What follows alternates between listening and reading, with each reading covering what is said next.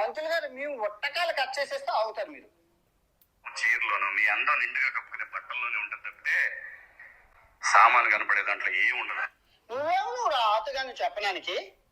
So ఆయన ఆగ్గాడో మంచోడో తెలియదు. నాన్వేషన్ గారు వచ్చేసి ఏంటంటే కనుక శివాజీ గారు చేసిన కామెంట్స్ మీద రెస్పాండ్ అయ్యాడండి చాలా అద్భుతంగా. ఏమంటే ఆడపిల్లలకి ఎంత మంచి సలహా ఇచ్చాడంటే, అమ్మా 100 సంవత్సరాల తర్వాత కూడా మిమ్మల్ని ఎవరైనా సరే బట్టలు అంటే వేసుకొని తిరుగుతున్నావంటే వాడికి ఈ వీడియో చూపించండి, పూర్తి స్వేచ్ఛగా మీరు బట్టలు ఇప్పుకొని తిరగండి, ఎవడైనా సరే మీరు ఇలా ఉండాలని చెప్తే కనుక వాడిని నమ్మకండి, అంటే వాడికి గట్టిగా కౌంటర్ చేయండి అన్నట్టు చెప్పాడు. కానీ ఇక్కడ ప్రాబ్లం ఏంటంటే ఇదంతా ఎందుకు చెప్పాడంటే శివాజీ గారు పద్ధతిగా బట్టలు వేసుకొని ఉండండి అని చెప్పడానికి ఈయన ఇదంతా చెప్పినాడు. నేను ఒకటి చెప్తానండి, ఏదైనా సరే ఒక విషయం మీద మనం రెస్పాండ్ అయినప్పుడు దాని గురించి మనకు క్లియర్గా తెలిసింటే రెస్పాండ్ అవ్వాలి, లేకపోతే కనుక మన అన్న చెప్పినట్టు ఆగ్గాళ్ళు అవుతారు.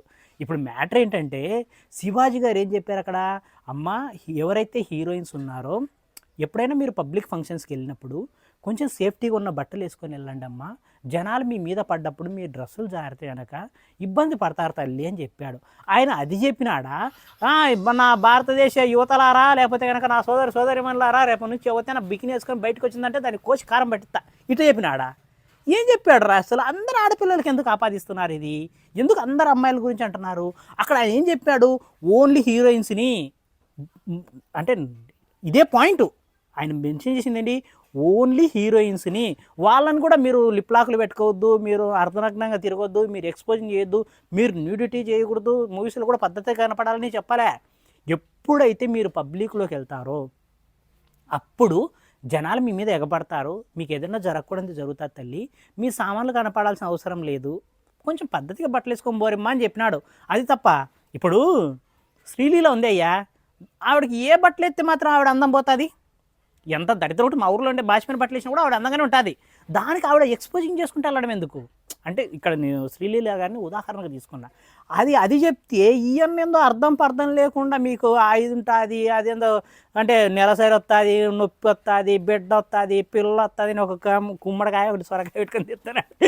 అసలు టాపిక్ ఇది కాదన్నా, నువ్వు ఎర్రిపప్పు అయినావు ఇక్కడ, నీకు అర్థం కావట్లే. అంటే ఇక్కడ ఆయన కామెంట్ చేసింది ఆడపిల్లల గురించి కాదు, హీరోయిన్స్ గురించి. హీరోయిన్స్ని కూడా ఏంటంటే కనుక పబ్లిక్లో వచ్చేటప్పుడు మీరు బీచ్లోకి వెళ్ళిన తర్వాత కూడా పబ్లిక్గా పద్ధతిగా ఉండండి అని ఎవరు చెప్పలే.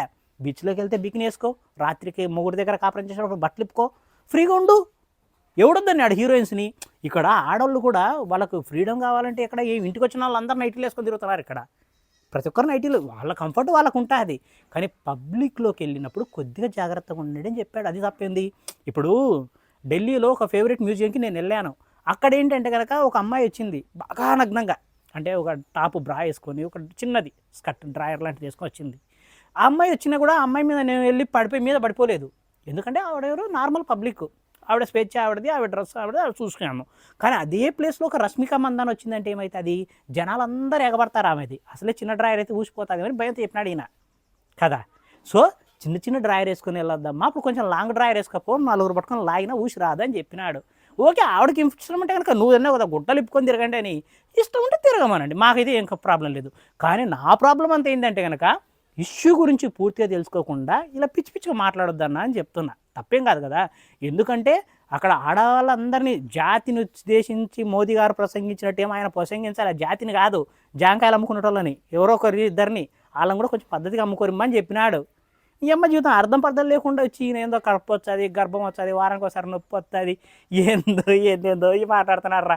ఇంకొక దరిద్రం ఏంటంటే గరికపాటి గారిని అయితే కనుక ఇంకా బాగా తిట్టాడు. అంటే నేను అంటున్నాను, ఈవెన్ ఆయన వయసుకైనా విలువ ఇవ్వాల్సిన అవసరమే లేదు. గొట్టంగాలు, పూరం బొగ్గాలు, పన్నకిమాలిన ఎద్దబరి ఎంతోమంది ఆ ఏజ్ వాళ్ళు ఉన్నారు. కానీ గరికపాటి గారు కొద్ది కోపంలో ఒక మాట అనిండొచ్చే, కానీ ఎన్నో మంచి మాటలు, ఒక బ్రాహ్మణుడు పండితులు చెప్పని ఎన్నో మాటలు, మంచి మాటలు జనాలకు చెప్పాడు. నాకు ఎంతో ఇష్టం ఆయనంటే. ఎందుకంటే శుక్రవారం రోజు పూజ చేస్తేనే నవగ్రహాలు ఆ రోజే పుణ్యం వస్తుంది, అసలు నువ్వు పాపమే చేయొద్దు, పుణ్యం చేసుకోవాల్సిన అవసరం లేదంటాడు. కరెక్టే కదా. అంటే ఈరోజు శుక్రవారం రోజు గుడికి వెళ్తే కనుక శనివారం నుంచి పాపాలు చేసుకుంటూ ఉండొచ్చునా. ఇలాంటి ఎన్నో మంచి మాటలు. ఒక అమ్మాయి ఏంటంట 101 రకాల పువ్వులతో పూజ చేసే స్వామి, ఆ పువ్వులు నీళ్ళలో పడేయాలన్నా లేకపోతే ఎత్తుకెళ్ళి గంగానదిలో పడేయాలంటే అసలు 101 పువ్వులతో పూజ చేయాల్సిన అవసరం ఎందుకు వచ్చింది? మళ్ళీ దాన్ని పడేయడం ఎందుకు, ఆలోచించడం ఎందుకు? ఇలా ఎన్నో మంచి మాటలు చెప్తున్నప్పుడు ఏదో కోపంలో ఒక మాట జారిపోయాడు. పద్ధతిగా వేసుకొని మా తల్లి అని ఆయనను అంత తిట్టాల్సిన అవసరం అయితే లేదు. అదే ఏజ్లో ఇంకొక ఆయన సినిమా మూవీస్ రివ్యూ చేస్తుంటాడు తాత, మన తాత. ఆయనది అట్లాంటి వాళ్ళని తిట్టినా కూడా నేను పెద్ద ఫీల్ అయ్యేటోని కాదు. కొంచెం ఏంటంటే ఇక్కడ ఇష్యూ ఏంటి, హీరోయిన్స్ వాళ్ళు కూడా పబ్లిక్ ప్లేస్లో ఉన్నప్పుడు ఎప్పుడు చెప్పాడయ్యా, ఏం చెప్పాడు? అమ్మా నిండుగా బట్టలు వేసుకొని మీ ఆయనతో కాపురం చేసుకోమ్మా, పొరపాటున ఆయన తీసినా కూడా తీయొద్దంటే అప్పుడు నువ్వు రెస్పాండ్ అవ్వు, ఫ్రీగా ఉండాలి. ఈ వీడియో కిందకి వచ్చి ఒక అతను అయితే ఆయన కామెంట్ చేశాడు, ఒక ఆయన, అన్న మరి మీ అమ్మ మా అమ్మ ఎందుకు వేసుకోలేదన్న ఇలాంటి బట్టలని. ఏమో నా దగ్గర సమాధానం లేదు. నిజమే కదా, మరి అంత గాలి వాళ్ళకు ఉంటుంది. ప్రతి ఆడపిల్ల కూడా ఆ అమ్మాయి ఎప్పుడైతే కనుక టైట్ బట్టలు 24 గంటలు ఎవరు వేసుకోరు. నైట్ అయ్యేసరికి నైట్ డ్రెస్లు వేసుకుంటారు, ఇంకా కంఫర్ట్ ఉంటే ఇప్పుకొని తిరుగుతారు, ఇంకా కంఫర్ట్ ఉంటే నైట్ వేసుకుంటారు. నా మటుకు నేను మాత్రం డ్రెస్ వేసుకొని రాలే. ఈ వీడియో అయిపోయినాక 5 నిమిషాల తర్వాత రా, ఒకటి కూడా ఉండదు నా మీద. సో అది ఎవడు కంఫర్ట్ అవ్వలేదయ్యా. నేను ఇక్కడ ఆడ మగ జెండర్ అని కాదు, కానీ ఇష్యూ ఒకటి, మన మాట్లాడింది ఒకటి. ఇది ఇక్కడ ప్రాబ్లం వచ్చింది. ఇంకొకటి ఒక అన్న చెప్పాడు, థాయిలాండ్లో మన చెప్పాడు, సూపర్, ఇది 3 రోజులు ఇది అవుతుంది కదా, 3 రోజులు సర్లే అన్నా వేసి తర్వాత లంగాలు వేసేసుకొని ఆ తర్వాత చీర వేసేసుకొని 10 కుర్చీలు నువ్వు రేపు చేసేస్తాను ఒళ్ళంతా కట్టుకొని తిరగాల. ఇస్లామిక్ మతంలోని, హిందూ మతంలోని చాలా దారుణం. ఒక్క క్రిస్టియన్ మతంలోనే ఆడదానికి స్వేచ్ఛ. అరే నేను చెప్పేది కూడా ఇదే. ఏంటంటే ఎన్నో విషయాల్లో నాన్ వెజ్ నాకు నచ్చుతాడు. ఇంటింటికి ఒక పనికి ఆహార పథకంలాగా ప్రతి ఊరికి ఒక లపాకే హౌస్ పెట్టమన్నప్పుడు చాలా మంచి తాట అనిపించింది నాకు నిజంగా. ఎందుకంటే ఎవడైనా ఆకలిస్తేనే కదా అన్నం కోసం ఎత్తుక్కుంటాడు. ఫ్రీగా దొరికినప్పుడు ఎవడు కష్టపడ్డాని. ఒకప్పుడు నువ్వు మాట్లాడిన మాటలు ఉన్నాయి కదా, ఇవన్నీ సబబు. కానీ ఇక్కడ ఇష్యూ ఇది కాదు. అందుకోసమే మా నాన్న పొద్దుస్తామా అంటాడు కదా, చదువుకోవాలి ఫస్ట్, చదువుకొని రా, చదువు ముఖ్యం, విద్య ముఖ్యం అన్నట్టు. ఏదైనా ఒక టాపిక్ గురించి మాట్లాడేటప్పుడు తెలుసుకొని మాట్లాడడం కూడా ముఖ్యం. అర్థమైందా? ఏంటంటే ఇంకొకటి మంచి ఉదాహరణ, అమ్మాయిలందరూ హ్యాపీగా లేరు, గాలి తగలాలయ్యా. గాలి తగలాలి, గాలి తగిలినట్లే వాళ్ళకి గాలి తగలాలయ్యా. వాళ్ళ గాలికి మేము ఇప్పుడు అడ్డం పడినామన్నా. వాళ్ళు ఇష్టం వచ్చినట్టు గాలి పెట్టుకోమని మేము వద్దంటామా వాళ్ళ గాలికి. కాకపోతే గాలికి వచ్చినప్పుడు కొట్టుకోపోకుండా బట్టలు వేసుకోరమ్మా అని చెప్తానా మేము. చేసేస్తాను అంటున్నావు. సీతాదేవి తర్వాత ద్రౌపది ఏ టీషర్ట్లు వేసుకున్నా రేపులు అయ్యాయి. నువ్వు సీతాదేవిని ఎవరు రేపు చేయలేదన్నా, నువ్వేది మరీ ఇంత దరిద్రం మాట్లాడుతున్నావు. దీని గురించి టాపిక్ వద్దులేనా మనకు. చిన్నపిల్లలు కావచ్చు, వాళ్ళ మీద అత్యాచారాలు జరుగుతున్నాయంటే వాళ్ళ డ్రెస్సు కాదు, ఇది 100% యాక్సెప్టబుల్. కాకపోతే ఇక్కడ మ్యాటర్ చిన్నపిల్లలు కావచ్చు, సీతాదేవి కాదన్న, హీరోయిన్స్. ఇది పక్కదారి. ఎందుకంటే సోకాళ్ళు నువ్వు శివాజీ గారిని అన్నావు కదా, నువ్వు ఎవడరా నా ఆకుగాడివి చెప్పడానికని. సో ఇక్కడ మ్యాటర్ ఏంటంటే ఇదంతా అయిన తర్వాత నువ్వు ఆకుగాడివి అవుతున్నావు. నా బాధ అది. రోజుల్లోనే రేపు మగవాడికి చెప్పాలా రేపు చేయకూడదని చెప్పి. ఇప్పుడు థాయిలాండ్ లో ఉన్నాం, తల్లి చెల్లి మా అమ్మ నాన్న అమ్మమ్మ అందరూ కలిపి ఉన్నారు. వాళ్ళ కొడుకు చెల్లి ఏదో తెలుసు, తల్లి ఏదో తెలుసు, బికినీతోని బోసుగొడ్డలతోనే ఉన్నారా? ఎక్కడున్నారు? ఇంట్లో ఉన్నారు. తల్లి చెల్లి పిల్ల ఇంట్లో ఉన్నారు. కానీ పబ్లిక్లో ఉన్న కూడా ఈ తల్లి పిల్ల చెల్లికి పక్కనోడు ఎవడో తెలియకపోతే వీళ్ళకి ఏం ప్రాబ్లం రాదు. కానీ వీళ్ళు తల్లి చెల్లి పిల్ల సెలబ్రిటీలు అనుకో, వాళ్ళు వచ్చి మీద పడిపోతారు. పోనీ థాయిలాండ్లో పడతారో లేదు తెలియదు, కానీ ఇండియాలో పడతారు. ఈయన వెళ్ళి థాయిలాండ్లోకి వెళ్ళి నువ్వు పద్ధతిగా ఉండని ఏ హీరోయిన్కి చెప్పలేదుగా.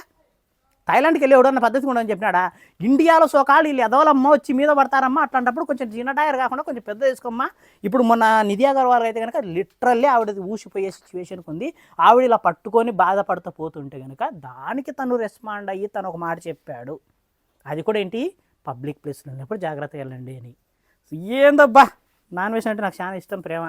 ఇప్పుడు ఈరోజు మాత్రం ఎరుపప్పులా మాట్లాడాడు. సరే, ఇది రోజు వీడియో. హోప్ఫుల్లీ మీకు నచ్చే ఉంటుంది అనుకుంటున్నాను. ఇంకా ఇలాంటిది ఏదైనా వీడియోస్ ఉంటే కనుక పద్ధతి మనకేం పనింది. ఈరోజు నుంచి ఇదిగా మనం కుమ్మి పెడదాం. న్యూ ఇయర్లోకి ధూమ్ధామ్ అని ఎంటర్ అవుదాం. సరేనా? అందరికీ wish you happy new year అడ్వాన్స్గా. లవ్ యూ బచ్చే. Bye by.